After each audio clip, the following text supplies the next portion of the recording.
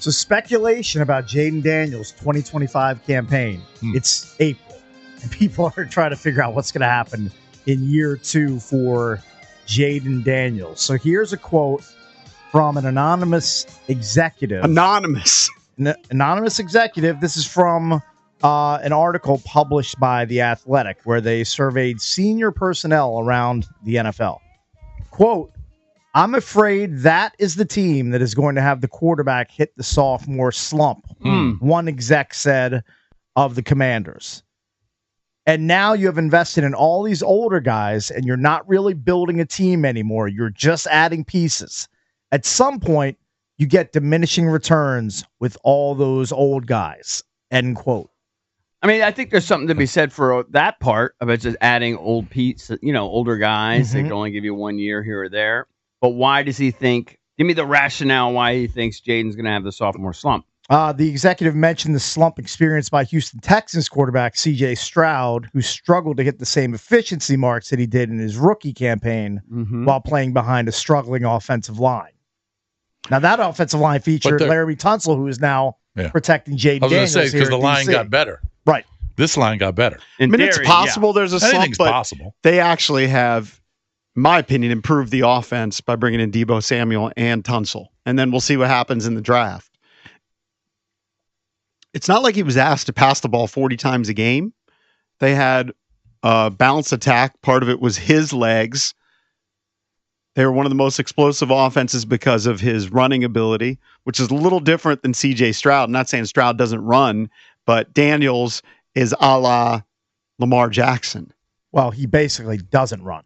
I mean, he can move around in the pocket, but he doesn't have that explosive like Josh Allen, Lamar Jackson. Right, Jayden it's a different Daniels style. ability. That's my point, is that you're going to get still the dual threat quarterback, and do the numbers come down a little bit? It's possible. I mean, he had such a great touchdown to interception ratio.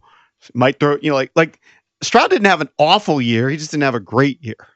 In his rookie season, the expectations were so high, so the bar gets raised. And he had obstacles too. I mean, Nico Collins got banged up. He had a hamstring injury that dogged him. Yeah. Stephon Diggs blows out his ACL. Yeah.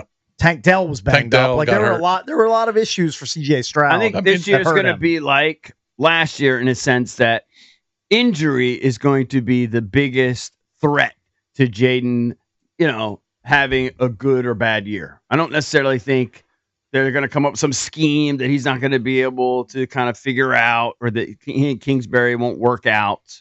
I think the skill set is what it is. It's pretty darn elite. He'll be fine if he can stay healthy. Oh, he's going to. That's the thing. If he plays 15 games, he's just going to wake up out of bed and rush for 800 yards in 15 games. Like that. So maybe his touchdown to pick in ratio goes down. Yeah. But if he can run, he's going to, like you said, he's going to have 700, 800 yards and, call it 6 to 8 touchdowns. I wouldn't expect a slump. That's not going away. I don't agree with that exec. I don't know that anybody really agrees with that exec, other than if you say that certain statistics might go down a little bit. But I think I'm with Cakes. The legs aren't going to slump. I mean, I expect him to rush for like 950 or 1,000 if he stays healthy. I mean, 800 I feel like is the floor. What did he do this year? What was the number? High 800s? Yeah, close to 9. I think in a perfect world, I'd like him to rush a little less. Correct. A little less, so it might trend a little lower. Remember how many times he had 4th and 5 and he got 10 yards? Oh, I remember. Or it was 3rd and long and he got enough to get to the first. But in a perfect world, he doesn't have to run as much. But like you said, you can't control the injuries. He rushed for 891. Yeah. Yeah, that's just a great year for a quarterback. He missed basically all of the Panthers game. Correct. Mm-hmm. So give him another 50 or 60. He would have been mid-9s. He had a huge run. That's why he got knocked out. Remember, he ran for like 50 yards in that game, took the shot to the ribs, didn't come back. I just finished the drive. See a scenario where obviously the league is going to adjust. They're going to throw different things at him, but they did as the season progressed. I think he and Cliff will figure it out. I think adding Deebo is going to just give him more options. Adding Tunsil, obviously, going to help them a little bit. I guess they're going to move Coleman to right tackle. That's the plan anyway, right? The plan, yeah. I don't know. He should have a little better protection. Hopefully they get a little bit better run blocking so the running game's a little bit better. I don't expect them to have a dramatic drop off, although I do agree the touchdown interception ratio might be hard to sustain. Yes. I'm not sure that's sustainable. I think the first half of the season last year, he only had 2 interceptions through 8 games. And I think he did it at least in his last year or two, or maybe even throughout college. He didn't really throw a lot of interceptions. It's definitely one of his strong Strengths. suits. Yeah. There's no doubt about it. Look, He doesn't force it. He tucks it and runs. Sophomore slumps, it's a thing. It happens. Is it possible? Sure. I just wouldn't bet on it. So are third-year slumps, fourth-year slumps. I would argue Career slumps. Kirk Cousins had a slump. In year 14 or whatever. Or he hit the wall. Same thing with Aaron Rodgers. Maybe they hit the wall. He was old and recovering from an Achilles tear. But when someone says that's sophomore tough. slump, I envision a bad year. Well, I mean, he could. And I don't think he's going to have a bad year. Yeah, but the bloom was off. Like the Stroud is an interesting example because he was the sexiest guy around 9 months ago. But like and now they don't think of him in the same way. But like Cake said, I mean, he had a bunch of injuries that he had to deal with at receiver. I don't think he sucks. And now Tunsil leaves, but I don't know. When someone says sophomore slump, I thought, okay, he must have had a bad year. Yeah, but compare him to I don't think he's gonna have a Stroud. bad year. If you just want to use Stroud, so as a rookie, he kind of burst on the scene and maybe exceeded everybody's expectations. He had 23 touchdowns as a rookie.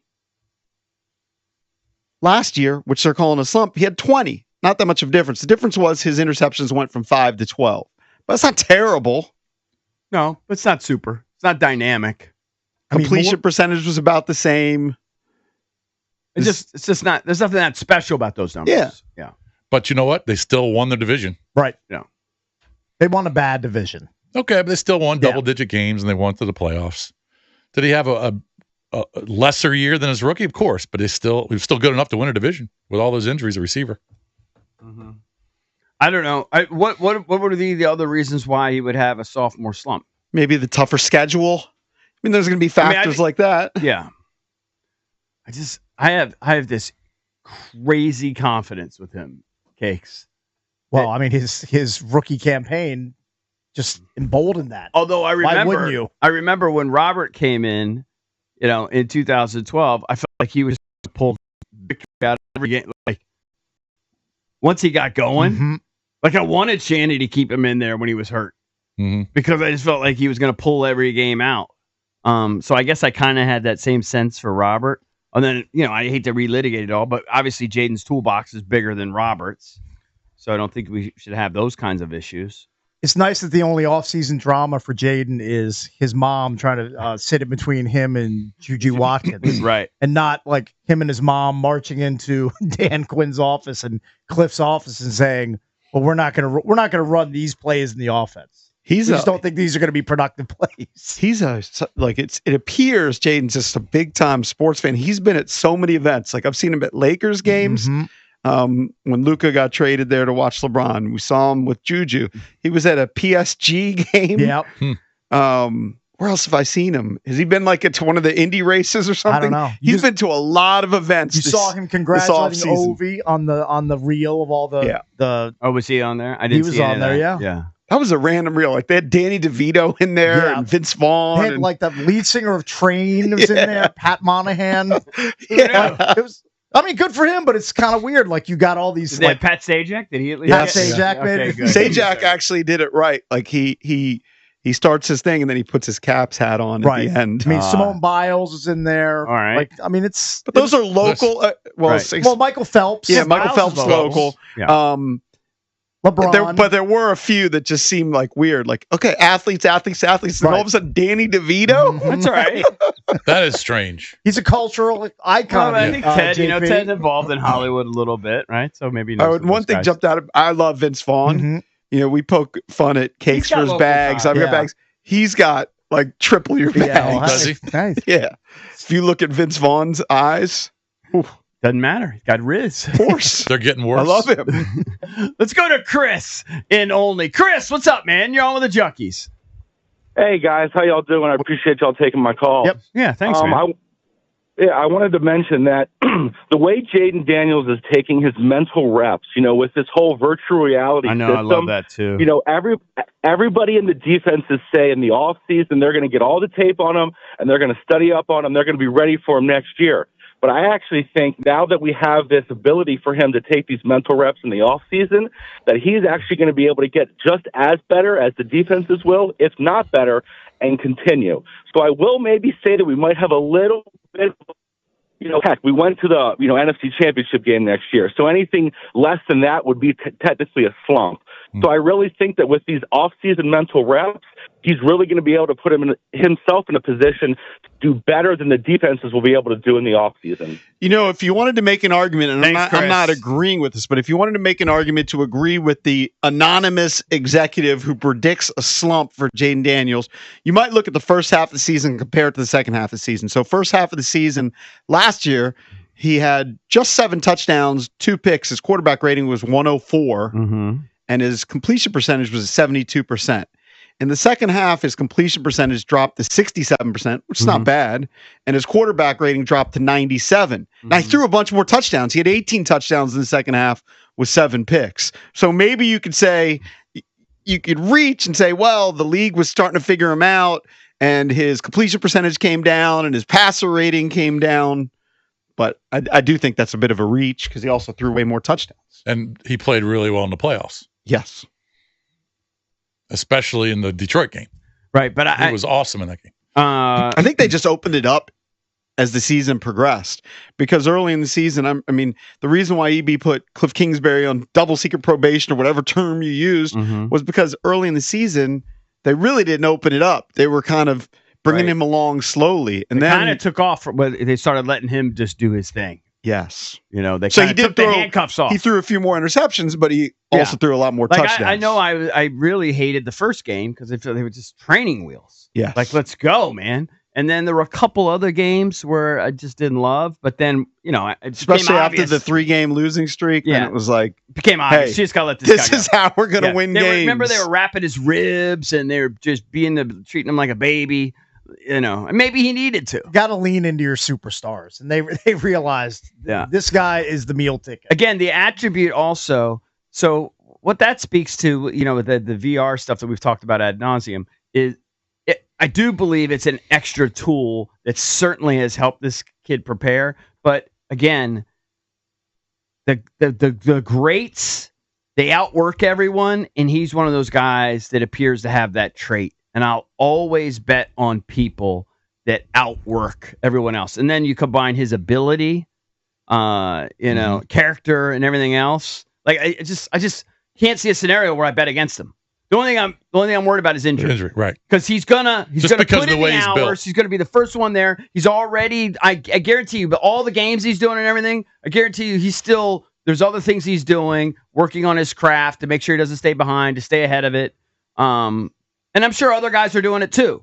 But he just seems to have that extra. He's got the drive. He's got that drive, that extra that the greats have. He's not just arriving and saying, okay, I'm here. I'm good. I can coast on whatever I've been doing. He gets better. We've said it multiple times. All the quarterback-starved teams that are just desperate for something to happen, either in the draft or free agency, they just don't know where to go. And now this team has their guy. You got to feel so good that you have your guy. I do. Because it took forever. I do, but with his frame, although as the season progressed, I worried less about it.